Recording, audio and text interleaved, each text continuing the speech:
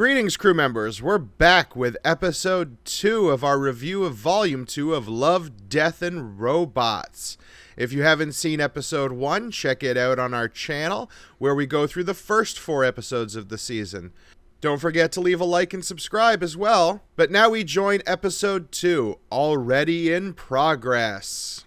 Well, that will bring us to the next episode on the list, and this is one I actually really like. This is called The Tall Grass.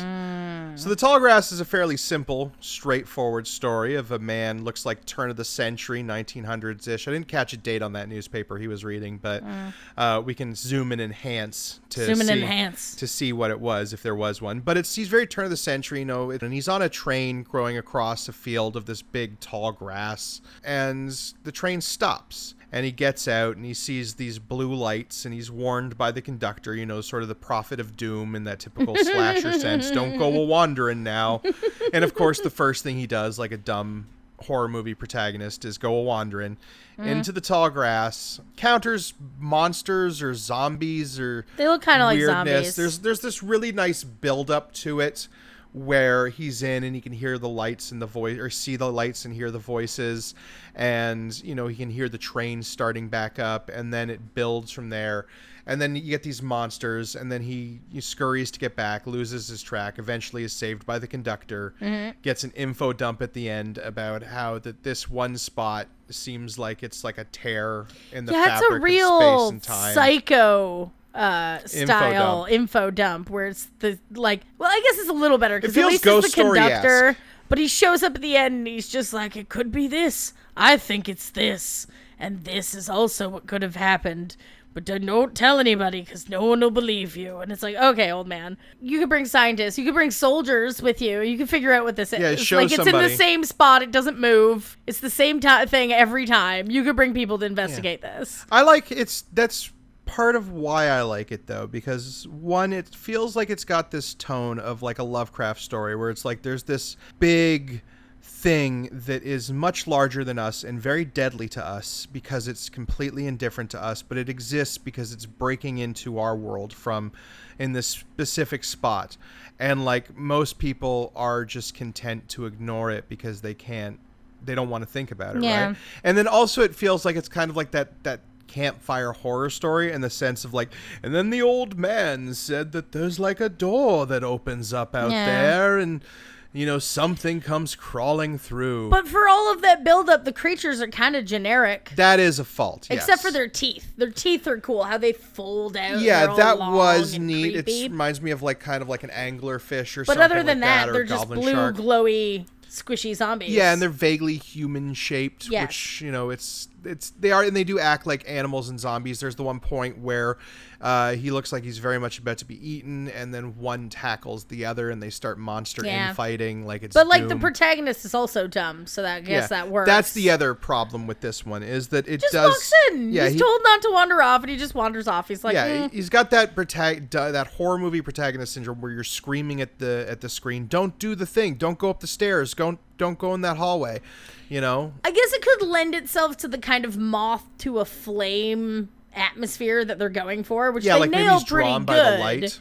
But it's still like, man, you were told. So yeah, overall, not really a whole lot to talk about on this one. It kind of has this story it wants to tell about being creepy monsters in the tall grass and stay out of it, and it's weird. But I liked it. I liked it a lot because of the tone. What did you think, Tamara? I like it. I don't know if I like it as much as you do. I like the tone. I love the oil painting look. I think the monster's a big letdown because it has a lot of promise right up until the point you see them, and then I'm like, oh. I almost wish they hadn't shown the monster. Maybe just keep showing him from the monster's perspective, and you see kind of it moving behind the grass. Like, this is not something where you have to show what the light is. But I think overall, I'm going to give this one a 4 out of 5.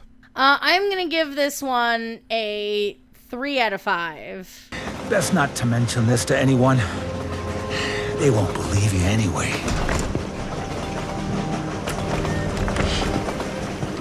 Moving on to the next episode, which I think is also, if it weren't for Pop Squad, I would probably consider this one to be the best of the season, but this is all through the house. Oh, the shortest one. Yes. This episode is so short that I think us talking about it is going to be longer than the episode. So when I edit this review, I'm going to have to just play it back at like 1/1000th of the speed, just super slow. They're just moving. Give us time to talk about this one. But this one I feel like is a perfect length because essentially what it is it's Christmas Eve. The two children, the older sister and the younger brother, both, preteens. It's Billy and Leah are sleeping. They hear some pitter-patter on the roof and some clunking downstairs. They're excited because it's Santa Claus. They sneak downstairs to latch a peek and find out that Santa is some kind of 8-foot-tall multi-hand abomination. Yes. That can judge you, naughty or nice, and dispense presents appropriately. There's some moment of tension about whether Billy is naughty or nice, but he gets a very long train. He's good. Yes, it's very funny how the thing is just like, good. And then it the extra long time of, like, he wanted that train, so it's just like the extra long package, just like the extra... it's a played out Now joke. I know why that kid was freaked out about his Christmas present. Yes. I know what Santa did. Yes. Santa is a monster. But I feel like this one's a perfect length in that, like, it's one joke. And the joke plays really well. It's really funny. It works because it is just like, oh, what if Santa were a monster? But, like, we don't want to explain that because the idea of Santa just being this monster is the funniness in of itself. Yep. The stop motion is beautiful. Yeah. Right. Again, on the animation looks great train. They even have this like Rankin Bass cartoon playing in the background to give you. They have that at one point. I think it's The Year Without a Santa Claus, but I can't quite remember. The twist is great. Like the turn, the moment where its tongue just goes. Oh yeah, the milk sucks up all the milk, and you're like, oh no. Yeah, it instantly like goes from this very like floaty lockdown camera style, very Christmassy, to the second you see the tongue, it's like someone lifts the camera off the tripod and it's all shaky, and there's Dutch angles, and the editing gets really fast, and it's like, uh-oh. Yeah, it's instantly just switches to some really kind of horror movie.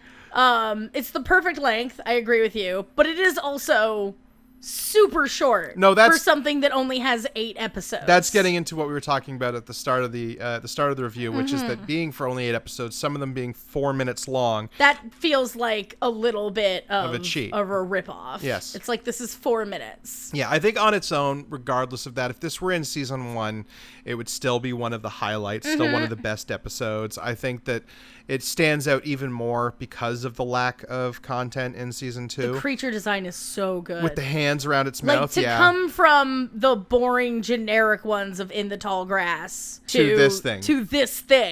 It's got the pouch underneath.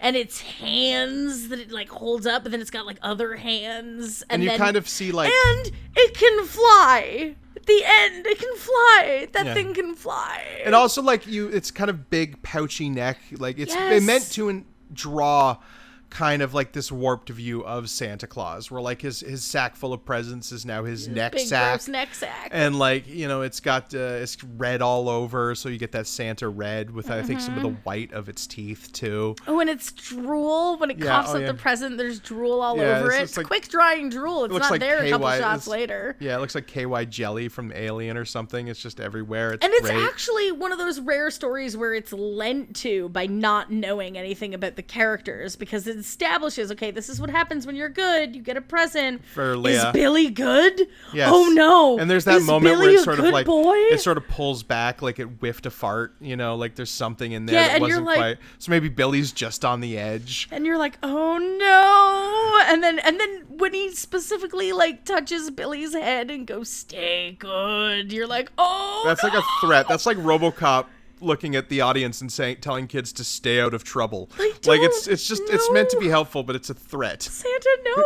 And then at the very end, it's just those two kids lying in bed, and that comedy smash cut to them in bed. What would have happened if we weren't good? And it's like, I don't want to know. Ooh. And also, here's a con. Where are their parents? Well, I feel like that was If there was like a little bit more to this episode, I feel like the end cap joke would have been their parents finding them horribly traumatized and just being like, "Oh, you guys saw Santa, didn't you?" Like kind of just like parents spokenly know about Santa and are blasé about it. That would be good. Yes. Yeah. It's like, "Oh, you saw Santa, yes, huh?" But I feel like that's almost a little bit of it. But like it's. Wait, it's if you're a length. bad kid and Santa finds you, then like. Do you get like eaten and then like do your parents or just does have he just to be cough like, well, up a lump of Santa coal ate him. for you? I don't know, man. Like, does he just too go blah and scary like a to big just lump of cough coal up comes out? coal. Is that where that comes from? He seemed too scary to just cough up coal. Yeah, well, I mean, judging him by his looks, I guess. It His is multi-hand mouth looks. It is kind of a con, though, that it's just one joke. It is just one joke, yes. Like, it's one really well done joke, and it's like, this is a good joke, but it is still just one joke in one 4-minute episode. Well, despite all that, I think as far as ratings go, I am going to give this one a 5 out of 5. Yeah, I'm also going to give this a 5 out of 5. This is up there. I think it's a little bit below Pop Squad, because Pop Squad does give you more. Yes. But this is perfect for what it is. It's top tier. Stay good.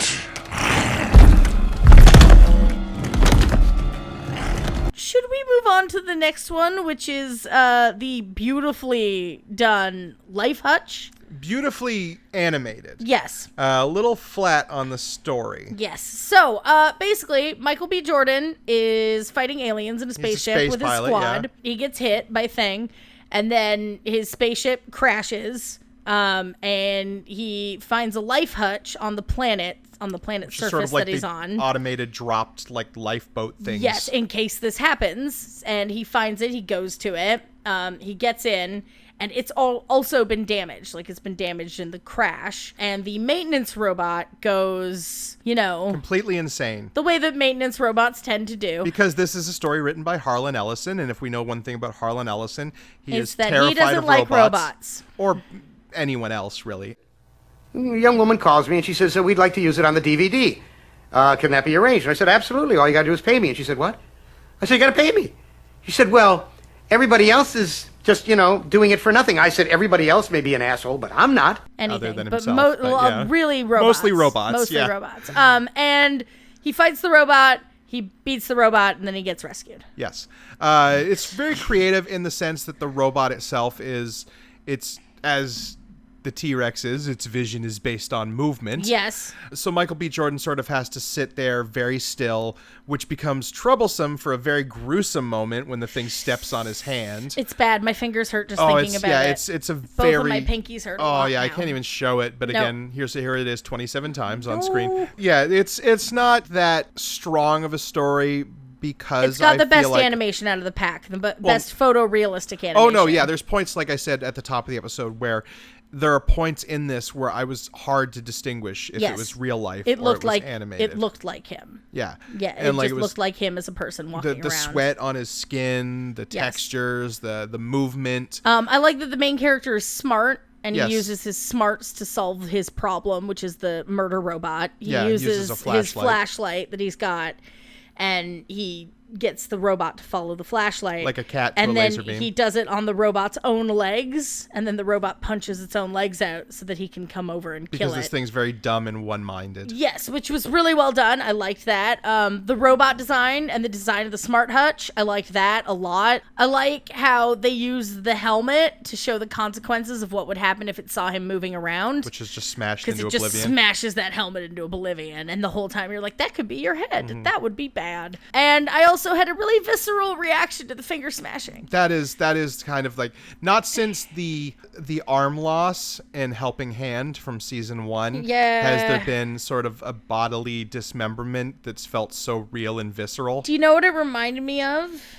It reminded me of, this is minor spoilers for A Quiet Place. The first one, not the second one. But it reminded me of the part in A Quiet Place when the pregnant lady steps on a nail. Oh, yes, yeah. Yes, and it's like, you have to be quiet. Don't make a noise. Don't make a single noise. But there's something so incredibly painful that, like, it takes a superhuman effort not to scream. Yes, and so, like, that happened to him. Felt bad for him. Real rough. But we already had an evil robot episode. That is true. We had an evil robot episode at the top, and the evil robots basically were the same. It's just these ones were pettier. Yeah. But they were malfunctioning and attacking you because of malfunction. And it's like, well... I feel like there are a couple problems to this one, and I feel like that's because there's some stuff they didn't want to jettison from the original short story. Because, again, we were talking about at the top of the episode how they've taken more famous authors this time around. That sort of seems to have diminished the quality as opposed to increase the quality. And this one is by Harlan Ellison, who is a very famous science fiction author. Probably most famous for suing the Terminator for allegedly stealing his ideas of a robot being evil. Yeah. What is the theme of this one? Can you tell me the theme? No, this one is like survival, I guess. I guess it's like he is a survivor. There's two things about this one are the non-linearity of it. We see him crash, and then we see halfway through the episode. Well, no, the very first thing you see is him halfway through the episode. Yes. Where he is on the ground, his fingers all smashed up, and he's like, I'm gonna fucking die here. And then it cuts to him crashing and then walking to the life hutch, and you're like, oh, okay. And like, I think all the non-linear aspects really hurt it because like you never come back to that exact moment in time in that scene. Yeah. Where he says, I'm gonna die here. No. He never says that again, which like usually when you come back to that moment, it's like from a different angle, and then he says, I'm gonna die here.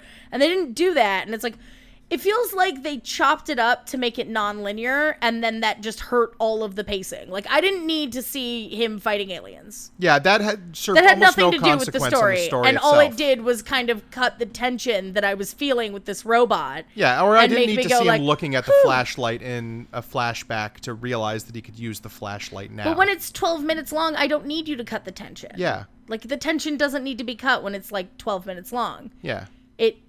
Keep that tension up. I think a 12-minute long story. If it had been a situation where it was linearly cut, it would almost been the first half would have been the story of him fighting these aliens and then crashing, stuck and crashing, saving his spaceship. And then the back half would have just been the robot stuff, which would have made it a little too disjointed. But I think it would have been better because it would have been more of a solid narrative of this guy as a survivor. He survives when his initial thing is broken and he fixes it. He survives that crash. He survives getting to the hutch because the hutch is a fair distance away when he looks at his wrist thing. And then he survives this robot. Yeah, and then it would be like an actual story where it's like, and then what goes wrong? Yes. And then he fixes it. Yeah. And then at the end he'd get rewarded with being saved. Also that finger smash might be too visceral. Yes, it is. Like, it's visceral, but it lingers on it for shots for like no reason. He uses that hand when he has a perfectly capable other hand to use. Mm-hmm. Like, he has a whole other hand. Or he's it to beat it. Like, he's so I guess right hand dominant. Which is when he doesn't look like Michael B. Jordan. No. When he's beating up that robot with the glove thing.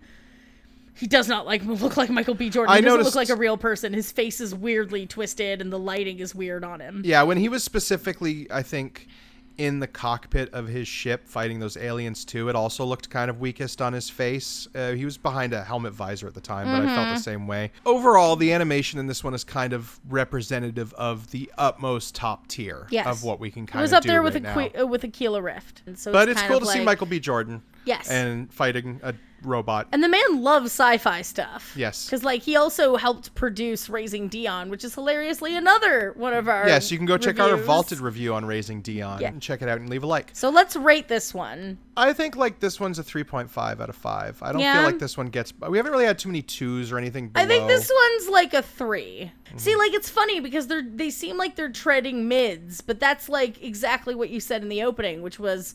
The lows are never quite as low as the lows from season 1, but the highs are nowhere near as high. Not as high. Warning. Maintenance robot malfunction. Warning. Maintenance robot malfunction. No shit.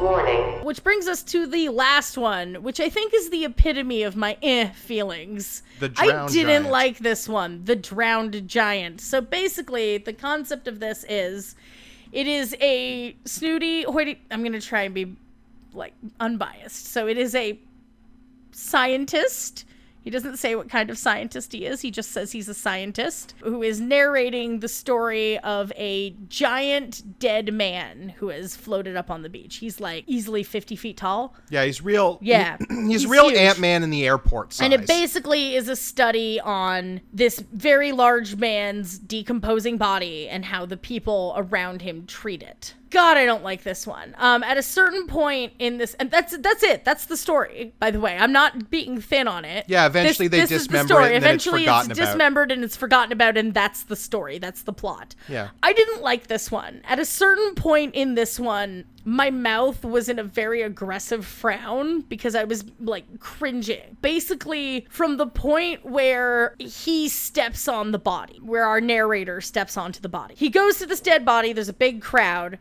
A scientist, which like this is not how scientists do anything, but a scientist is the first person to walk onto the body and climb up it. It's one of this guy's colleagues.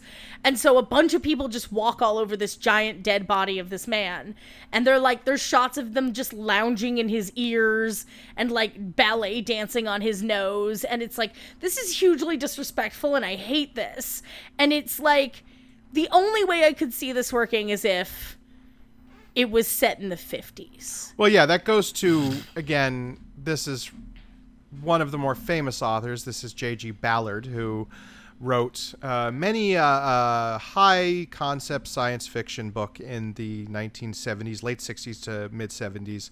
Most notably High Rise, which you can see the review of the film There's so on our many channel. links to our old stuff Yes. in this episode. I'm trying not to plug too much of what I have. We're but you can seriously check not out- trying to, but it's just really coincidental that it just keeps popping up. Yeah, and this one, this is written by J.G. Ballard, who has that sort of, you can really tell that they just lifted his prose directly from the story and put it in the mouth of this narrator, which I'm sure it already was, because it's very poetic. It's very lofty, the douchey. dialogue.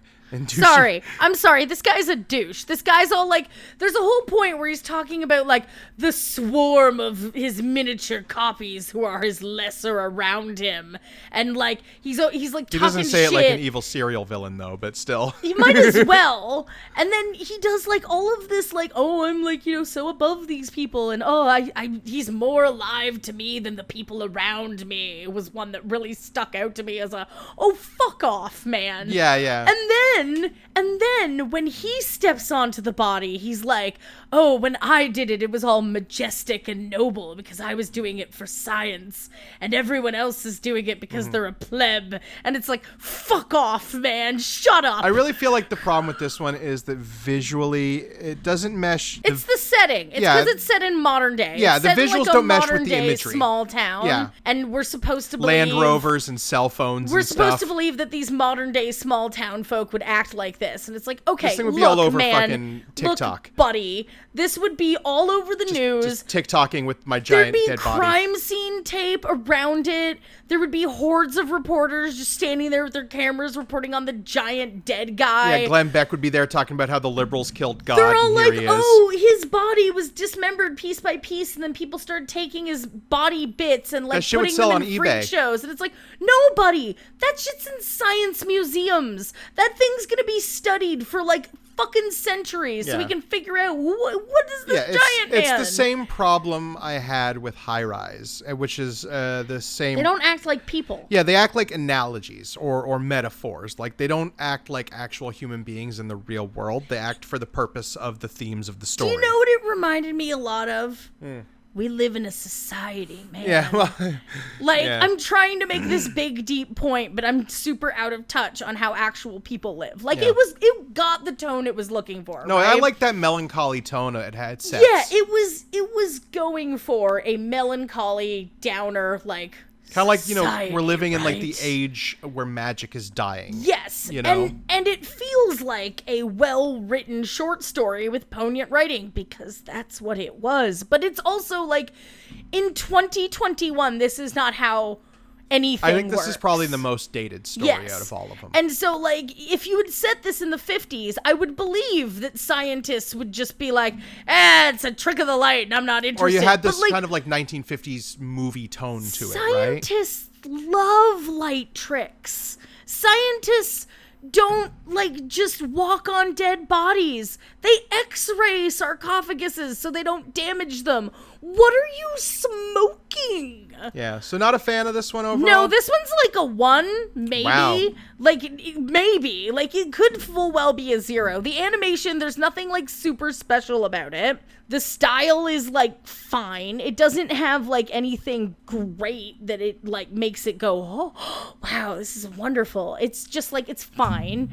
The music is, like, melancholy and sad. And this is sort of, I guess, kind of the baby of the franchise, or like the premier baby of the franchise, because it's directed by Tim Miller, who is the series creator, him and David Fincher. I mean, I guess it's fine. And it's from probably the most famous artist, or famous author of the pack, J.G. Ballard, the guy who's actually has, you know, is called one of the greatest authors of all time. I'm trying to think of what it does for me that makes it, that even earns it a 1. Well, can I rate it? Because I haven't given it a rating yet. Yeah, so go ahead.